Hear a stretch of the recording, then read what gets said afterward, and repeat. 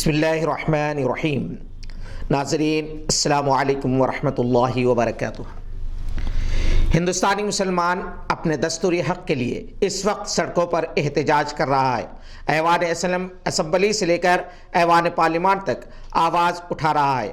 اپنی شہریت چھینے جانے کے اندیشے سے عوامی جلسوں اور ہر پلیٹ فارم پر غم و غصے کا اظہار کر رہا ہے، مگر افسوس اس بات کا ہے کہ ووٹ دینے کا جو دستوری حق اسے ابھی تک حاصل ہے وہ اس کا استعمال نہیں کرنا چاہتا۔ اس کی مثال 22 جنوری کو ہوئے ڈبل پورے کے بلدی انتخابات ہے، جہاں اکثریت مسلمانوں کی ہے اور جہاں پورے دن رائے دہی کا تناسب صرف 27% رہا، جبکہ تلنگانہ ریاست میں 120 بلدی حلقوں اور 9 کارپوریشنوں میں 70% پولنگ ہوئی۔ مسلم حلقوں میں سال بسال پولنگ کا تناسب گھٹتا جا رہا ہے، جو آنے والے برسوں میں خطرناک ثابت ہو سکتا ہے۔ کسی زمانے میں برکت کے ووٹ ہوا کرتے تھے، اب چہرے شناسی کے ایپس کے استعمال کے بعد صرف وہی ووٹ مل سکتے ہیں جو جائز ووٹر کی جانب سے دیے جائیں گے۔ ڈبل پورہ بلدی حلقے میں پولنگ کے تناسب کی کمی کی وجہ یہ بتائی گئی ہے کہ وہاں کے عوام کی اکثریت کو یہ پتہ ہی نہیں تھا کہ الیکشن ہونے والے ہیں۔ نہ تو کسی سیاسی جماعت کی جانب سے ڈھنگ سے پرچار کیا گیا، نہ عوام تک بات پہنچائی گئی، نہ ووٹر لسٹوں کی جانچ کی گئی کہ اس میں جائز ووٹرز کے نام ہیں یا نہیں۔ اس وقت تلنگانہ میں ڈبل پورہ پولنگ موضوع بحث اور موضوع مذاق بنی ہوئی ہے۔ اگر سیاسی جماعتیں اور ہمارے قائدین اس پر توجہ نہیں دیں گے تو نقصان انہی کا ہوگا۔ اتر پردیش کے چیف منسٹر آدتیہ ناتھ کی اس وارننگ کے باوجود کہ آزادی کے نعرے لگانے والوں کے خلاف غداری کے مقدمے دائر کیے جائیں گے، لکھنؤ گھنٹہ گھر کے پاس دختران ہند نئے جوش و ولولے کے ساتھ احتجاج بھی کر رہی ہیں، نعرے بھی لگا رہی ہیں، فیض کی نظمیں بھی پڑھ رہی ہیں اور منور رانا کے علاوہ دوسرے شاعروں کا انقلابی کلام بھی سنا رہی ہیں، جس میں پولیس ظلم، کمبل چھینے جانے کے واقعات، وزیر اعظم کی کپڑوں سے پہچانے جانے والی تقاریر کا حوالہ بھی یہ شامل ہے۔ یقیناً ہندوستانی خواتین سے اب ہٹ دھرم حکومت کا مقابلہ ہے۔ یوگی نے احتجاجی خواتین پر طنز کیا تھا کہ مرد گھروں میں بیٹھے ہیں اور عورتیں احتجاج کر رہی ہیں، جس پر بعض خواتین کا احساس ہے کہ یوگی کو بھلا کیا پتہ پریوار کیا ہوتا ہے۔ ایک طرف یہی لوگ عورتوں کو مردوں کی برابری دینے کا مطالبہ کرتے ہیں، اور جب عورتیں اپنے اور آنے والی نسلوں کے مستقبل کی حفاظت کے لیے مردوں کے شانہ بشانہ میدان میں آ جاتی ہیں تو یہ جھنجھلاٹ کا شکار ہو جاتے ہیں۔ میاں بیوی، ماں بیٹوں، بھائی بہنوں کے رشتوں کا احساس انہیں ہو سکتا ہے جن میں انسانیت ہوتی ہے۔ ہندوستان میں جاری حکومت مخالف مظاہروں، یونیورسٹیز کے طلباء پر پولیس تشدد، سی اے اے، این پی آر اور این آر سی کے نام پر شہری آزادی سے محرومی، حکومت کی ہٹ دھرمی نے ہندوستان کو 51 مقام پر گھٹا دیا ہے، جو اس شرمناک حقیقت کا انکشاف ڈیموکریسی انڈیکس 2019 میں ہوا ہے، جسے برطانیہ کی کمپنی اکنامسٹ انٹیلیجنس یونٹ نے مرتب کیا ہے۔ 167 ممالک میں جمہوری اقدار کا جائزہ لیا گیا، جن میں سے 164 اقوام متحدہ کے رکن ہیں۔ ایک سال کے دوران ہندوستان کا مقام 10 یونٹ نیچے اترا ہے۔ پاکستان نے زمین سے زمین پر 290 کلومیٹر تک اپنے ہدف کو کامیابی سے نشانہ بنانے کی صلاحیت رکھنے والے بیلسٹک میزائل غزنوی کا کامیاب تجربہ کیا ہے۔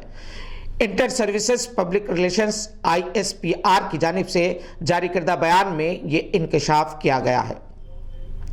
پاکستان میں سال 2018 کے مقابلے میں سال 2019 میں کرپشن میں اضافہ ہوا ہے اور پاکستان کرپشن کی لسٹ میں 3 درجے نیچے چلا گیا ہے۔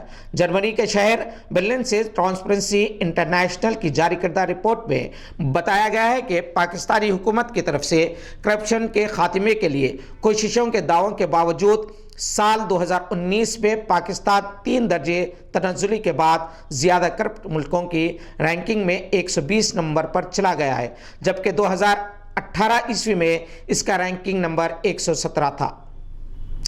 امریکہ کی جانب سے ایرانی پاسداران انقلاب کی قدس فورس کے نئے سربراہ اسماعیل قرانی کو وارننگ دی گئی ہے کہ اگر امریکیوں کو نشانہ بنایا گیا تو ان کا انجام بھی ان کے پیش رو جنرل سلیمانی جیسا ہوگا۔ ذرائع ابلاغ کے مطابق یہ بیان امریکہ کے قاصد برائن ہوک کی جانب سے عربی اخبار الشرق الاوسط کو ایک انٹرویو کے دوران دیا گیا۔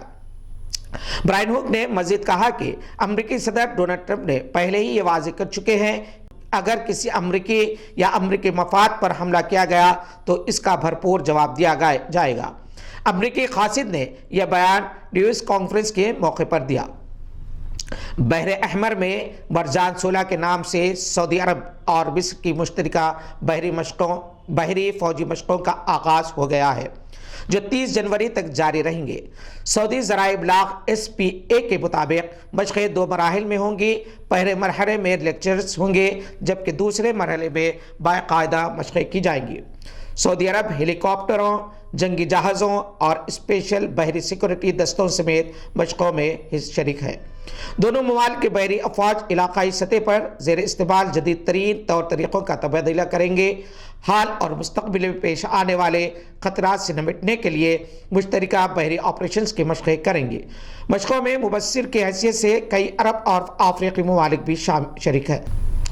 ریاض کی کمرشل عدالت نے سعودی اوجر کمپنی کو مکمل دیوالیہ قرار دیتے ہوئے اس کی املاک نیلام کرنے کی منظوری دے دی ہے۔ یہاں یہ بات قابل ذکر ہے کہ بینک میں کمپنی کے 83 ملین ریال ہے جبکہ اس پر واجب الادا قرضے 21 ارب ریال کے قریب ہے۔ کمپنی کی جانب سے پیش کی گئی تفصیلات میں کہا گیا کہ کمپنی کی 62 کے قریب جائیدادیں ہیں جن کی مالیت 11 ارب ریال کے قریب ہے جبکہ متعدد کمپنیوں کے حصص بھی کمپنی کی ملکیت میں شامل ہے۔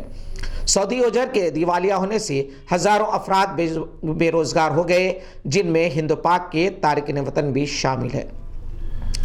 مفوقم جا college of engineering and technology سال اول کے اسٹوڈنٹس نے خواتین کی سلامتی کے لیے ایک ایسی جیکٹ میموسا سوٹ ایجاد کی ہے جس سے خواتین پر غلط ارادوں سے چھونے والوں کو چھٹی کا دودھ یاد آ سکتا ہے۔